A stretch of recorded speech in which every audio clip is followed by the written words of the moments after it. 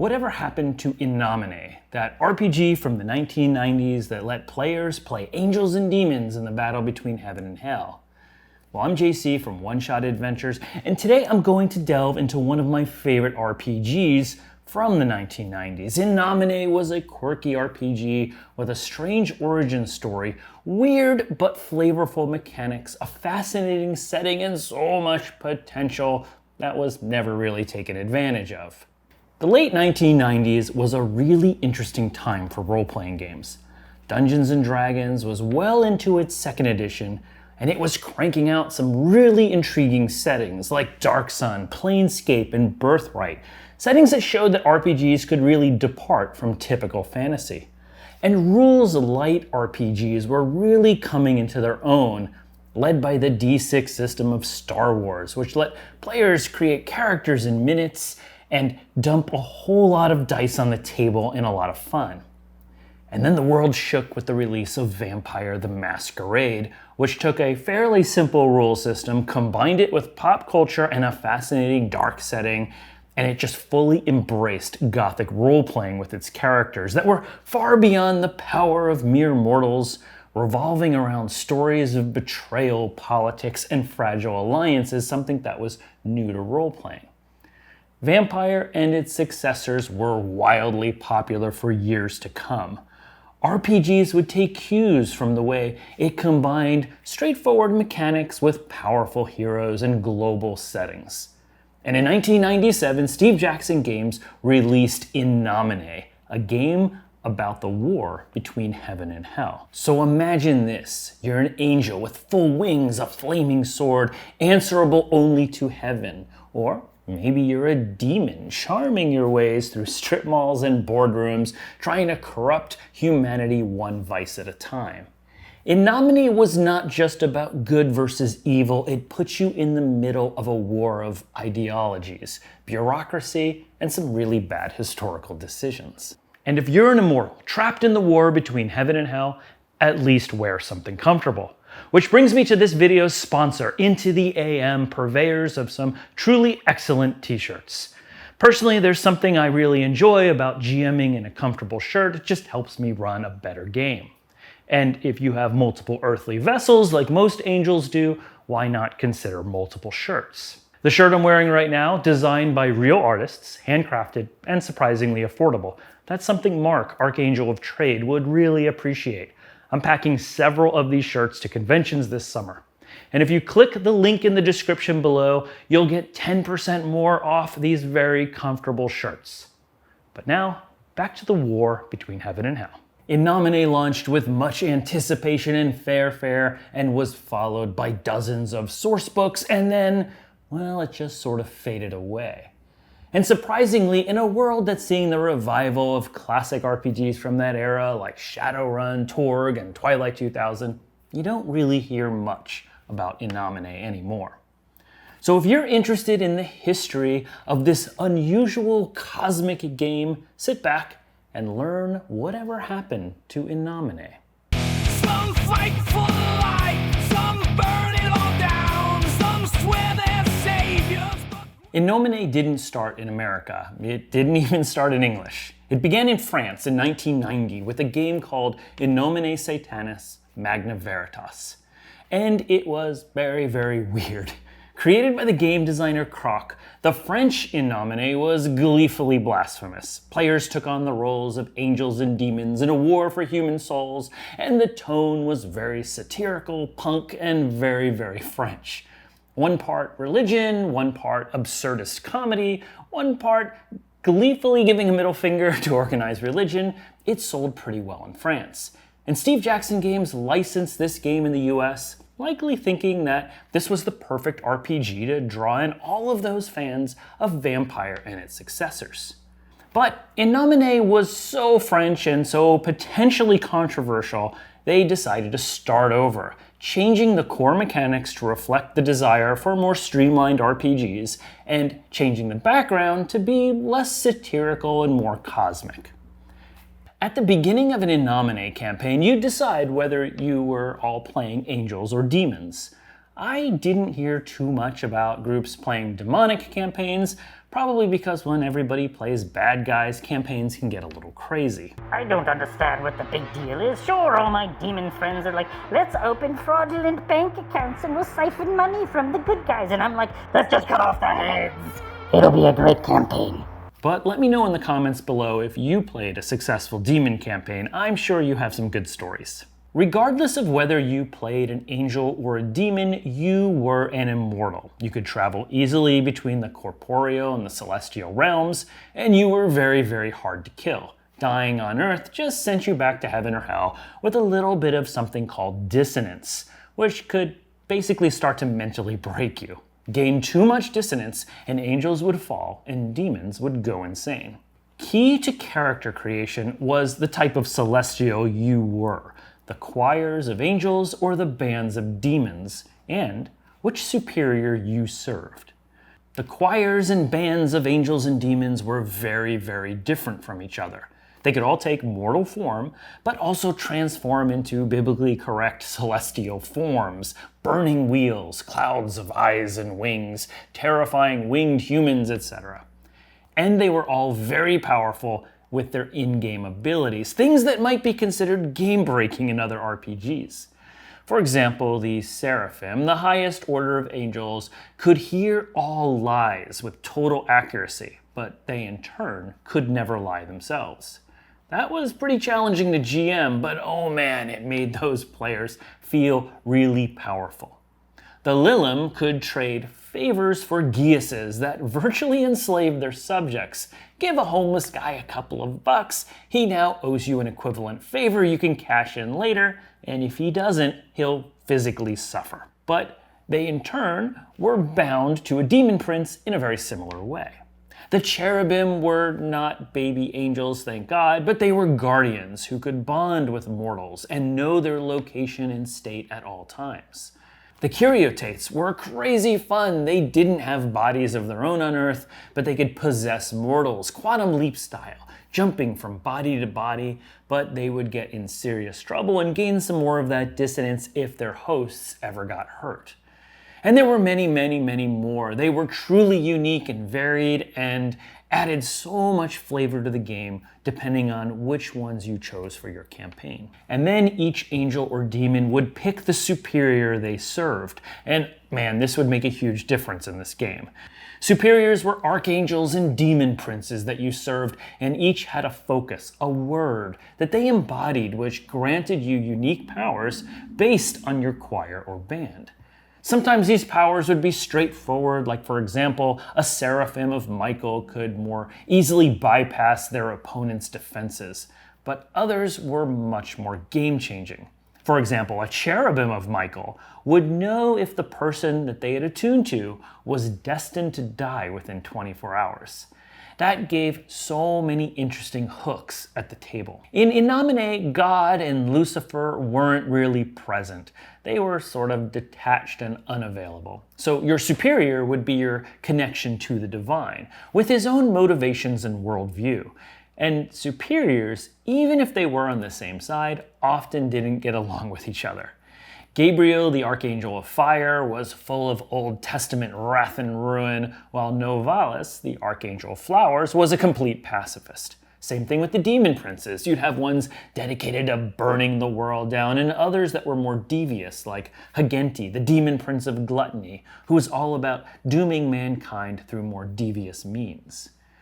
And to further the politics, angels and demons would fight over the same words, concepts that they would try to twist into their own means. So for example, Michael is the Archangel of War, symbolizing the fight for good causes, while Baal, demonic Prince of War, is all about the horrors of fighting and battle and war. Like me, the angel of liking and subscribing to videos. It's not just good for this channel, it's good for the entire world. It shows you care. And if you don't care, I'll assume you're with the demons. And so they would fight over these words and you would be pulled into it. There's an entire adventure about a demon trying to be so cool and influential that he would become the demon prince of rock and roll. These kinds of things could happen to your players if they embodied a word so strongly themselves. So right away you can see how players are dealing with a lot of politics in this game from the very first go, and they will often disagree with each other on the best way to save mankind or, well, send them all to hell. The mechanics of Nomine were interesting. It used something called the D666 system. It was straightforward on the surface. Roll 2d6 and try to score under or equal to your main attribute plus your relevant skill. So if you had an agility of 4 and a climbing of 3, you'd need to roll equal to or under a 7. But you'd also roll a third die, the effect die, which would reflect how well you succeeded or failed. So if you succeeded a roll and rolled a 6 on the effect die, you succeeded wildly. And if you failed that same roll but rolled a 6, well, it was a total disaster. And so in combat, that effect die would be your damage. And if you ever rolled 666, something horribly infernal would happen, and a 111, the Trinity, would cause a real blessing from God to happen. And while this system worked okay, it did have some real limitations in play.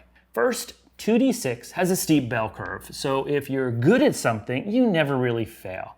And if you aren't good at something, God forbid you're playing a mortal who only has stats of like 2, you would never succeed. Second, the effect die was very swingy. You had an equal chance of succeeding or failing wildly. I didn't mind this so much in play. It felt very cinematic, but I knew it wasn't for everyone. And the rules were filled with other small idiosyncrasies. Character creation was a point-buy system, and there was a lot to pick from, and nothing seemed especially balanced. 1 point could buy you a level 1 computer skill or a song, a special ability that would give you the ability to communicate telepathically. Hit points were calculated with a formula that could easily earn someone 50 or more hit points. And when attacks typically only did 1d6 damage, even a gun firing at you, it meant that combat was often a slog. And sometimes the RPG would go from very simplified rules to really crunchy ones. I feel like the GURPS editors would sometimes jump in there and get their hands on certain rules. For example, if you used a song or celestial power in the mundane world, it could be heard by other celestials. This really made sure that players wouldn't just use all their supernatural powers at once, they'd draw attention. But rather than saying that most powers could be heard, I don't know, a half-mile away or so, maybe more for more powerful songs, it was a formula. Oh, I love this game. Let me explain a little rule to you. A demon like me lashes out in anger and strikes and kills a fast food clerk. If we assume that the average angel or demon has 3 celestial forces, that makes his base range to detect us 39 yards, 13 times 3. Yes, that was an actual quote from the rules. And worse, the rules were really disorganized, spread out through the entire book. So just figuring out the system took a ton of page flipping. I remember one of the last line editors of the game, who was an awesome community manager, just saying over and over how frustrated she was because she wished she had had a chance to reorganize the rules and republish the game. And the other problem the game had was that the core rulebook just sort of skimmed over the background. Those superiors who sounded really intriguing, well, they only got 1/3 of a page each on their description and motivations. The entire war between heaven and hell, nearly 0 pages, unless you count the 2 short stories at the beginning of the book. This meant that the entire game really left GMs on their own. Was this a dark and gritty RPG meant to follow in the footsteps of Vampire, but just with angels and demons? Well, maybe. Although the art was colorful and comic book looking, so I'm not sure if that's what they intended. Or was it supposed to be epic and action-packed? Or were games supposed to be more about investigations with the demons and angels operating in the background? It didn't really tell you upfront. So GMs were left with a great premise, some shaky rules, and really, really cool characters, but nothing to help them use all of that in an actual game at the table. The first supplements that were launched for Nomine were the Revelation cycle, something like an early progenitor of Pathfinder's Adventure Paths. It was a 5-book series that did 2 things. One, it offered more information on the world of Nomine and its superiors, which was so very, very needed. Second, it included adventures that were meant to be tied together to act as examples for GMs. But the adventures were very problematic. They were mostly very linear. They tried to be designed for both angels and demons, which is just a really hard challenge to do, and they were just tonally all over the place.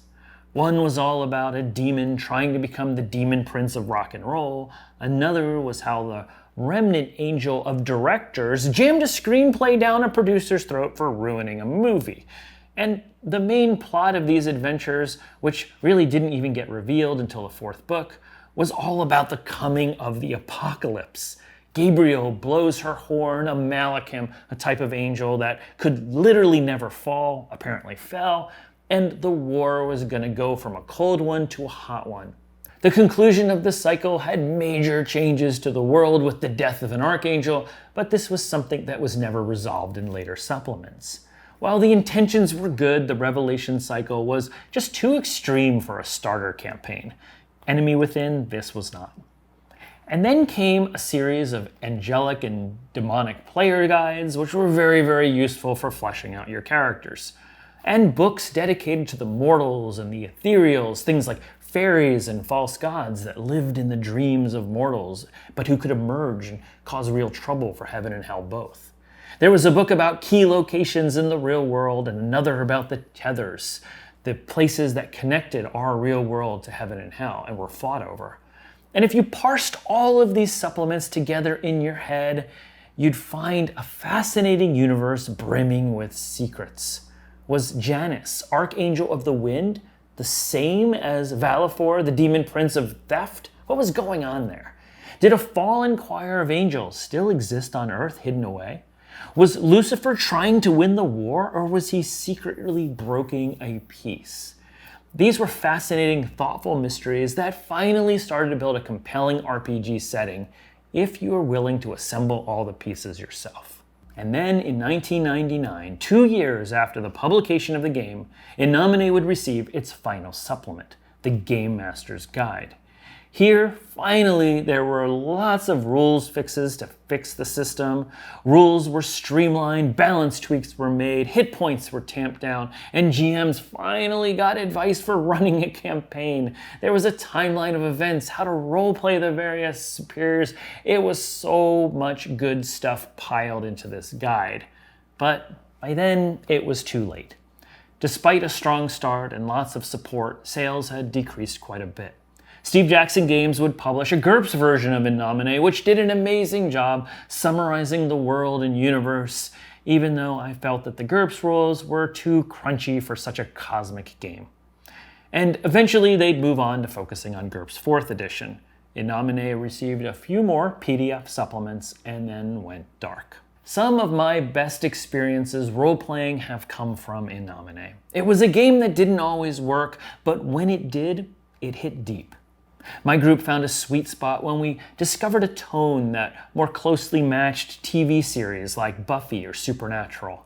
Our adventures were investigations, often with a demonic threat waiting at the end, but along the way there were interactions with side characters, mortals, where the angelic players could alter and tweak their destiny.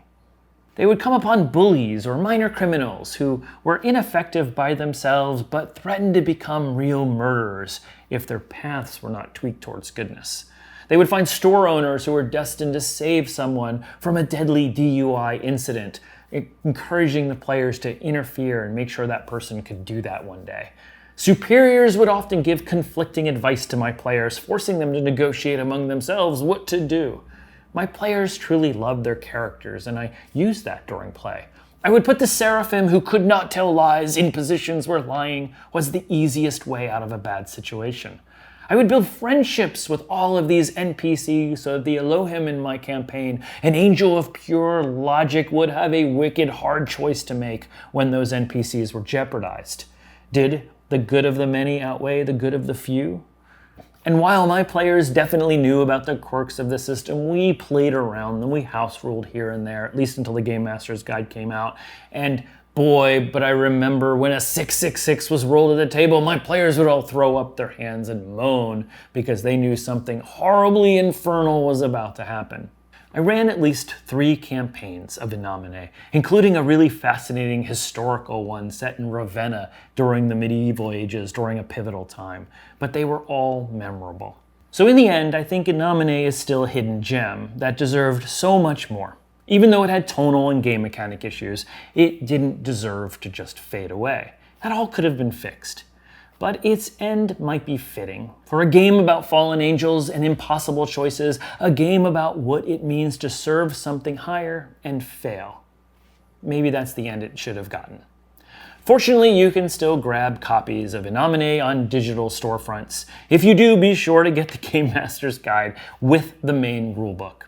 While I think its chances of a revival are slim, it would be fantastic to see a second edition on Kickstarter one of these days. If you enjoyed this video and want to see more like it, don't forget to like and subscribe and hit that bell icon. And if you've played Nomine, let me know in the comments below what your experience was like.